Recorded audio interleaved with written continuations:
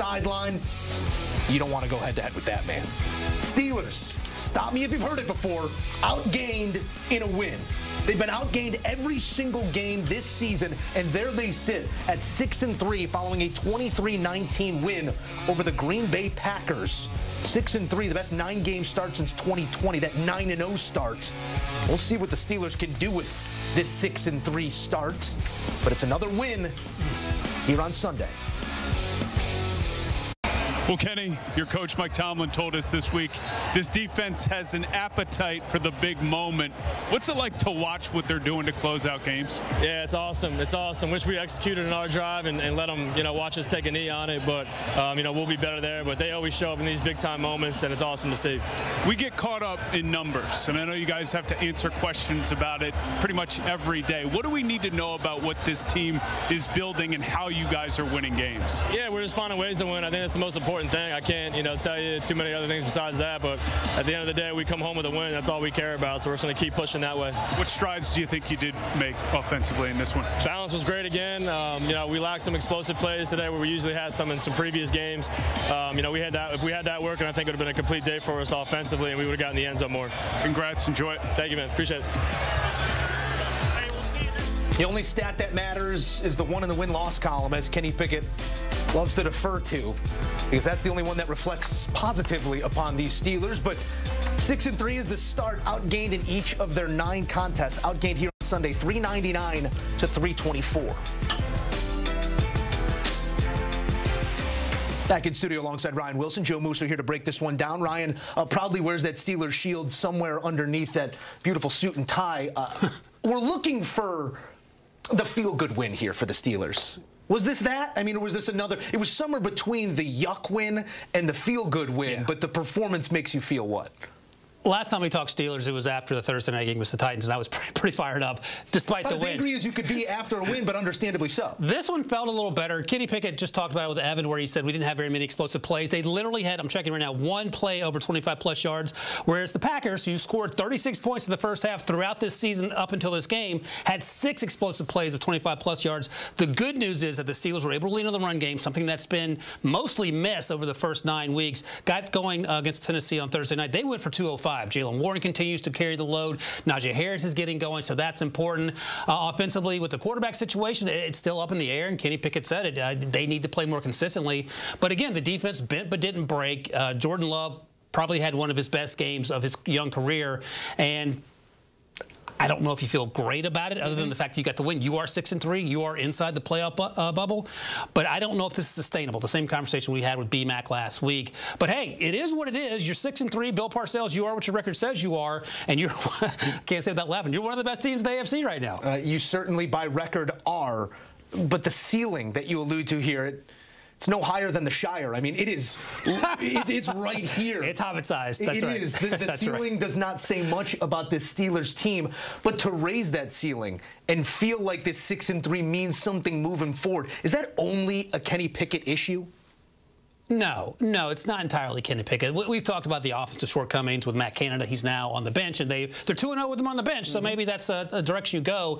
You have to make the offense more dynamic, and I think part of doing that is leaning on the run game. So there are some glimpses of hope there, but you need to get your playmakers more involved. Hopefully they'll get Pat Freiermuth, their tight end, back, and that will help down the stretch. But it's trending in the right direction, but very incrementally. It's not huge strides that we saw from, say, the Dolphins from year 1 to Mike McDaniel to year 2. They're certainly not there yet. And it's another situation where Kenny Pickett's not throwing touchdowns. Jordan Love actually had twice as many touchdowns as Kenny did. I think Kenny's only thrown more than 1 touchdown once in his year and a half as a starter. So it's slow progress. I don't think they trust Kenny entirely to win the game for them like a Joe Burrow or Lamar Jackson or even Deshaun Watson in that division. So let the defense do the heavy lifting. Let T.J. Watt do his thing. Let Highsmith do his thing. And then you hope you get Minka back. You get Freiermuth back at tight end. And you continue to grind out these wins. This is literally a roll of the dice because you're winning these one-score games consistently. Week in and week out. I don't think it's sustainable, but right now you ride the wave. 9th straight win in a 1-possession game, longest streak in team history right now. So you're riding it, and it's trying to buck you. Yeah. And Mike Tomlin, that coaching staff, that defense, not letting themselves be bucked. On the other side of this one, 3-7 sit the Packers. Not exactly what that franchise has come to know in these season past with the quarterback play that they've had. you are our draft expert. We are starting to look towards some of those picks and what teams will do with them. What are you hearing about interest in Green Bay about getting another quarterback on that roster? Maybe not early, but another quarterback in that room that might be. It could be early, Joe. And I talked to you as the lifelong Bears fan during the Packers game. I said to you in August, what did you feel about Jordan Love? And you said, I thought he was going to be good. I had the same thought. He has not been that for a number of reasons, a lot of which fall on him. But as we sit here, the Packers have the 6th pick. Now, we're in the middle of November, so we have a ways to go here. But if you have the 6th pick, and there's some quarterbacks at the top of the draft class that you like, and your contract isn't structured as one in which you are tied to Jordan Love for the next 3 or 4 or 5 years, you are going to take a quarterback and try to rebuild. That division is suddenly up in the air. Now, Kirk Cousins, we'll see what happens with him. His contract's going to be up, but that team had seemed to turn the corner. Your Bears, what are they going to do at the top? Justin Fields is going to come back. So there's some decisions there to be made. But I think if you're the Packers and you want a quarterback, forget about waiting until the 2nd, 3rd, or day 3. You're taking one at 6, and you can find a way to get a quarterback at 6. Maybe you have to move up 2 or 3 spots to get a Drake May or Caleb Williams. But that's going to be a serious conversation to be had over the weeks and months to come. They sit at 3-7 following a 21 of 40 for 289, 2 touchdowns, 2 interceptions performance for Love. Again, a couple of the better balls we've seen out of Love this season thrown this Sunday, but in a loss and patience already wearing thin in Green Bay, TJ Watt surpassing our colleague and future Hall of Famer, JJ Watt.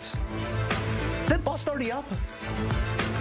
JJ's? Yeah. He's still got some time, right? He's got some time, yeah. Reggie's is up. I say we forego the wait period. He deserves to be in now. 88 sacks for brother TJ, who will someday meet him in Canton. All right. That was easy. You know, just another tight ball game, man. I'm really just appreciative of the mindset of our group, man. They want to make the significant plays in the significant moments, and it's a good thing because these games are always tight. Let's talk about why it was tight. We lost some significant possession downs early in the game. A couple 3rd downs, they not only converted them, but they turned them into scores. Those 2 touchdowns in the first half. We got to be able to win those downs and fight for those 4 points, make people settle for field goals. We weren't able to do it, and so the game got tight. We had to settle for a few field goals. They played on the back of those 2 touchdown opportunities, and so it was game on from there. But really appreciative of the effort. I thought our bigs up front on offense did a really good job of kind of controlling it. I thought we were able to run the ball effectively, and that's a good posture to play from. We made the necessary splash plays on defense in the waning moments, man, when they got somewhat one-dimensional. They do a really good job, man, of kind of keeping you off balance schematically and, you know, minimizing that young quarterback's exposure to a defense. But later in the game, man, when it gets a little bit thick, I thought we would have our opportunities, and we did, and we made them. And so excited about that. Bumps and bruises associated with play. Pierce Quan Alexander has a serious lower body injury. He's being evaluated, but not promising there. Deontay Johnson had a thumb, was able to finish. Ken O'Neal had a rib injury of some description. And I think we had Trent in there at the end of the game for him. And so, you know, we got to assess who's available to us and put together a good plan. We won't make excuses about who we have available, who we don't. We got an appropriate amount of time to prepare. We're going on a divisional road game, and so you know what that means in the North. Has our attention. Questions? Mike, you talk all the time about starting fast. It was as fast as you started all year. Today, what was the difference? I'm not going to act like something mystical is transpiring. You guys, we're just going to continue to work. We've worked, and we will continue to work, and we're starting to see some of the fruit of that labor, and it's really as simple as that. 33-year-old Patrick Peterson, a couple big plays, block kick, 19, breakup. Can you just talk about his contribution this afternoon? I just love the spirit and wisdom that he brings, man. He is always a calming voice, a steadying presence. He works really well with Joey. When I'm talking to the group and I'm looking around, he's always giving you that knowing nod. It's just good to have a veteran player that's a quality human being like him because he is very much a component of raising some of the young ones that are contributing and contributing big. Mike, you guys were able to, like how Jerry was saying, being able to start fast with 2 scores, 9-play drive, 11-play drive. To be able to start with 2 touchdowns, but also to have long drives where you can possess the ball, what does that add, especially to the start of the game? We're just working. We're going to continue to do so. Those are our intentions anyway. And so there's nothing spectacular about it. It's just, mission accomplished. Are you concerned about the multiple injuries on defense going forward? There's a lot of things to be concerned about, during the course of this journey. Injury is a part of the game. It's as much a part of the game as blocking and tackling.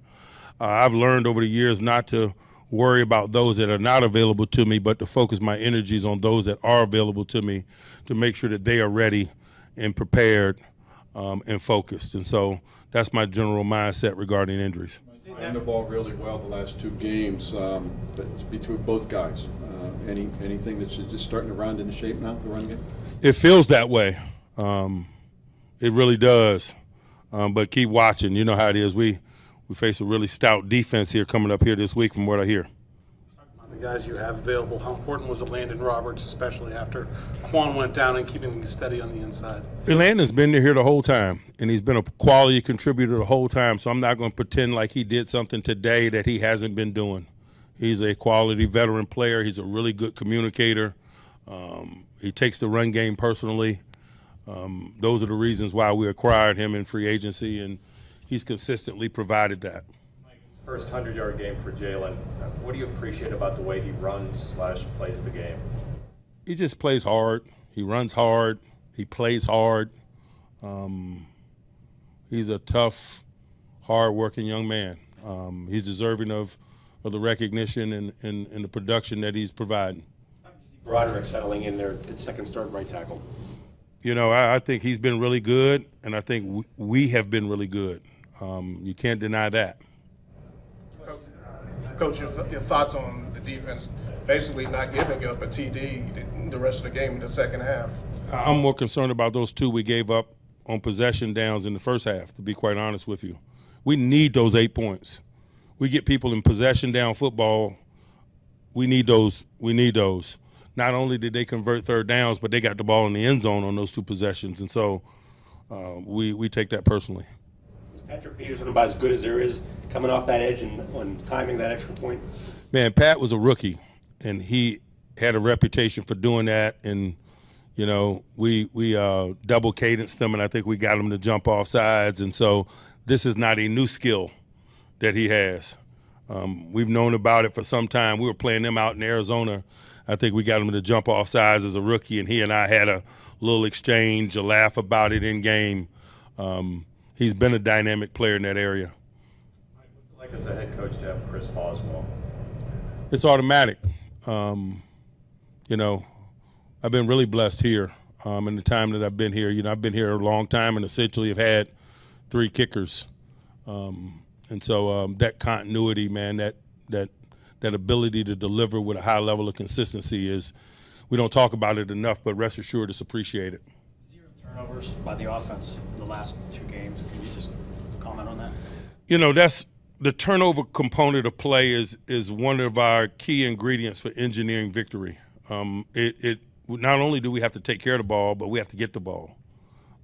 We haven't been clean through 9 games. Obviously, we've talked a lot about our warts, but that turnover ratio has not been one of them. Generally, we do a good job of taking care of the ball. Generally, we do a really good job of searching for and getting after the ball, and it's probably the difference in these tight games. Danny Smith okay? And what are your thoughts on what happened on that last play of the game? I don't know what you're referring to regarding Danny. Danny got hit on the tackle out of bounds. I assume he's fine. I don't know that I made eye contact with him, but I hadn't heard wind of anything of any significance such as that, so no. Any thoughts on just the hit out of bounds and the guys? I didn't see it. I didn't see it. You guys love to chase emergency vehicles. All that transpired, you asking about that. Anyone else? All right. Thank you.